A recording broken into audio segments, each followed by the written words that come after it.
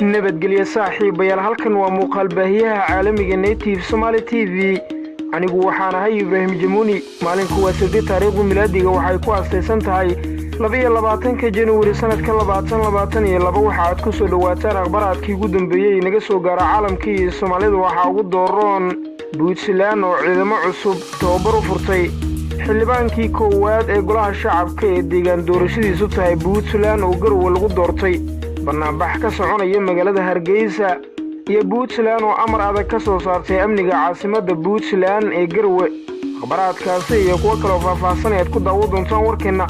hase ahaatee daawada wadayta marka kugu horeysa booqashada halkan fadlan subscribe garebartan YouTube la grey video oo loo wadaag saaxiibada page-kan Facebook laagiyo follow ku rixdeer gelin ayay noo tahay aad u mahadsan tahay ugu horeyntii warkeena aynu ku bilownay xildhibaankii koowaad ee golaha shacabka ee deegaan doorashadiisu tahay Puntland oo Garowe lagu doortay Cabdi Ibrahim Warsame Qowdhan ayaa loo doortay xildhibaanka kursiga sumadiisu uu yahay hoob 196 ee golaha shacabka baarlamaanka cusub ee Soomaaliya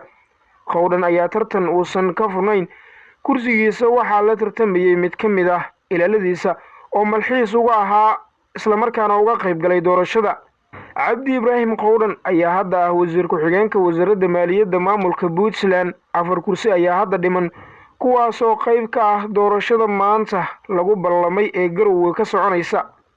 dhinaca kale barnaamij ka soconaya magaalada Hargeysa barnaamij lagu taageerayo doodii baarlamaanka UK ee aqoonsiga Somaliland ayaa ka soconaya magaalada Hargeysa barnaamijkan oo lagu qabtay beerta xorriyadda ee magaalada Hargeysa ayaa waxa ka soo qayb galay dadweyne aad u fara badan waxaana sidoo kale qayb ka ahaa madaxweyne ku-xigeenka Somaliland iyo siyaasiyiin kale baarlamaanka dalka Ingiriiska ayaa isbuucii hore dood dheer ka yeeshay arrimaha aqoonsiga Somaliland doodan oo ahayd mid dhinacyo badani ay xildhibaanada iska taageen qadiyadda Somaliland iyo sida ay dawladda UK ka yeelayso ayaa socotay muddo ka badan hal saac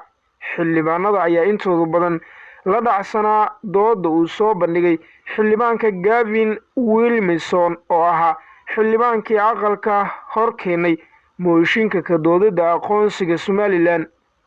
dhinaca kale Puntland oo ciidamo cusub tababar u furtay waxaa dugsiga Xorgoble tababar lagu furay cutubyo ka tirsan ciidamada difaaca Puntland kuwa oo labadii sano ee la soo dhaafay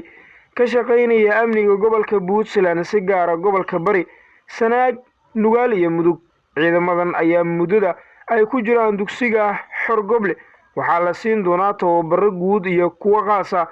oo la xiriira habka baarida iyo waliba ka hortagida falalka lidiga ku ah amniga ogaanshiyaha xuraanka iyo xogta dhagaraha ay qorsheynayaan cid kasta oo amniga Puntland doonaysa in ay qalqal geliso ciidamadan oo horay tababar kala duwan u qaatay ay markani dawladdu qorsheynaysa in ay si gaar ah loo diyaariyo waxaana loo sameyn doonaa muddada ay tababarka ku jiraan dhiirigelin dallacsiin iyo abaalmarino ay cid kasta ku mutaysanayso sida ay dalka ugu shaqaysay daafurka tababarkan waxaa goobjoog ka ahaa gudoomiyaha gobolka Karkaar Cabdi Saciid Cismaan taliyaha booliska gobolka Karkaar gaashaanle sare Faarax Nuur Islaan duqa degmada Qardho Maxamed Buraale agaasimaha guud ee madaxtooyada Qardho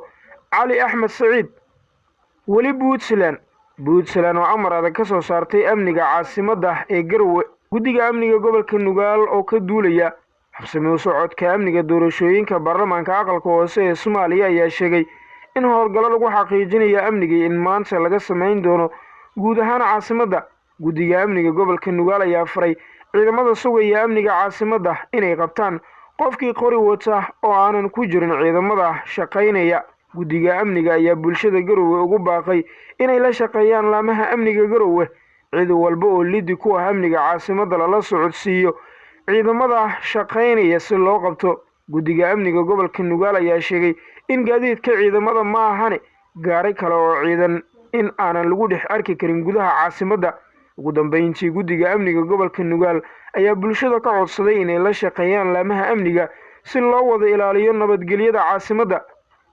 qaramada midoobay oo cambaaraysay duqeyn lala beegsaday xero ku taala Yemen qaramada midoobay ayaa cambaaraysay duqeymo dhanka cirka ah oo xulafada Sacuudigu uu hogaaminayay ay ka fuliyeen gobolka Saaca ee waqooyiga Yemen oo lagu dilay 10 qof diyaaradaha dagaalka xulafada uu hogaaminayay Sacuudiga ayaa barqanimadii maanta duqeeyay xero ku taalla magaalada Sacda halkaasi oo ay ku dileen in ka badan 70 ruux halka ay ku dhaawacmeen in ka badan 140 kale iyagoo wararku ay sheegayaan in la filayo in tirada dhimashada ay marba marka ka dambayso kor u sii kacdo fiidnimadii Jimcaha afhayeenka xogayaha guud ee qaramada midoobay Stefana Dujarric ayaa sheegay in madaxa qaramada midoobay uu dhaleecaynayo duqeymaha cirka ee ay maanta horaantii bilaabeen xulafada Sacuudiga oo hogaaminaya ee ka dhanka ah xisbiyada magaalada Sada. Dujarric oo hadalkiisa sii wata ayaa sheegay in duqeymo kale oo dhanka cirka ah ay fuliyeen isbahaysiga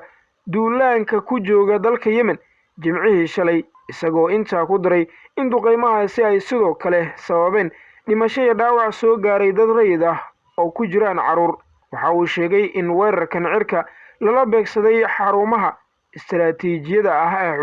ee Xudayda oo si adag loo go'doomiyay taasi oo si weyn u hakisay adeegyadii internetka ee muhiimka ahaa ee inta badan dalkaasi ee dalka saboolka ah. Xogayaha guud waxa uu ku baaqayaa baaritaano degdeg ah oo hufan oo lagu sameynayo dhacdooyinkan si loo xaqiijiyo isla xisaabtanka, ayuu yiri Dujarric isagoo intaa ku daray in Guterres uu sidoo kale ku baaqay in xaalad degdeg loo dejiyo.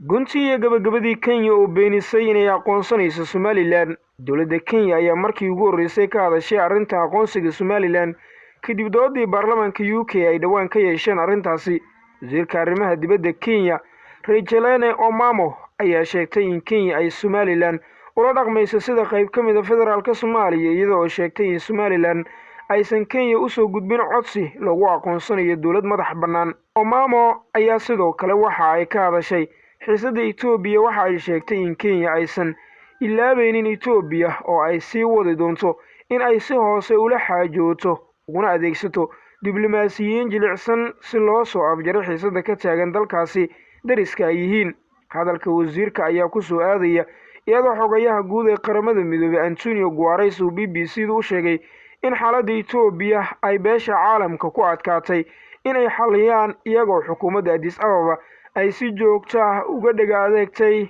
waxa uu ugu yeeray faragelinta shisheeye. Waxa ay wasiirka sheegtay in Kenya ay rumaysan tahay awoodda ay Itoobiya u leedahay inay isfahan gaaraan isla markaana inkastoo ay waqti qabanayso haddana siyaasiyiinta xabsiga laga soo daayay ayaa muujinaysa in xoogaa horumar ah la gaaray. Waxay intaa ku dartay in Kenya iyo Itoobiya kala hadlayso baahida loo qabo wadaxaajood qaran, xabad joojin iyo weliba in dadka la gaarsiiyo gargaarka bini'aadanimo ee qaramada midoobay ay ku soo daabulayso. saaxiibada qiimiga badan guud ahaan waa inaga intaa warkii oo aad kala socoteen muuqaal baahiyaha caalamiga Native Somali TV. warka maanta waxaa aqrinaya aniga Jamuni tan iyo warkankiisa xiga noolu kulante nabadgelyo.